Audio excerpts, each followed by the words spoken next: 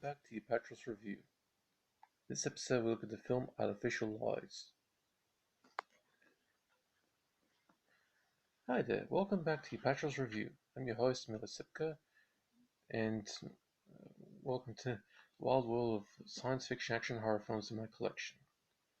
Now in this episode we look at the film Artificial Lies, which was directed by Rodney Gibbons in the year 1999. Basically a Canadian daytime telepic thriller. Now, the DVD was released by Home Cinema Group here in Australia, which was a VHS label back in the 90s, but briefly went on to DVD at the turn of the century before disappearing. It is a single layer DVD, and it was sourced from a VHS tape. Now, the film is a fairly standard Canadian daytime thriller telepic about a rich woman who finds herself in a bit of a legal pickle when the shrink that she has been having an affair with has been found dead from a gunshot wound.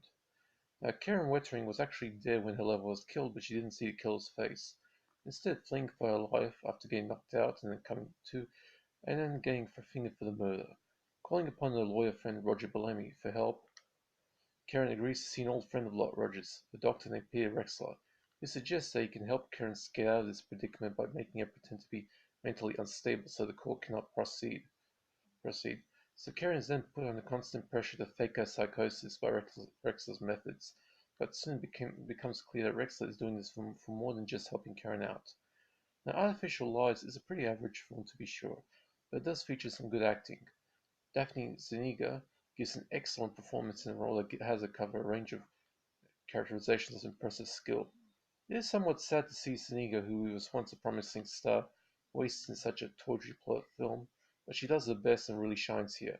Stuart Bick, who the following year would do something similar to this with Blind Terror, which I've already reviewed previously, handles the hero role pretty well. The story goes through the motions, but the quality of the acting is quite higher than what the standard daytime thriller topic really deserves. Now, there's a pretty healthy body count for a daytime topic, but no gore scene. And like I said, this Stuart Bick, who stars as a hero, he would actually play the villain in Blind Terror. So these both films, if you can get both of them, make a pretty good double bill. Now, given the nature of the film's market, you won't see any nudity or sex here. This is what the British like to call PG tits, erotic thrillers, nevertheless suitable for family viewing. Now, this was issued on a B-market DVD from the Home Cinema Group, which, like I said, was a cheap DVD, mainly by ripping off an old VHS. This leads to a strange production glitch on the DVD. The text copied the OFLC rating of the VHS print.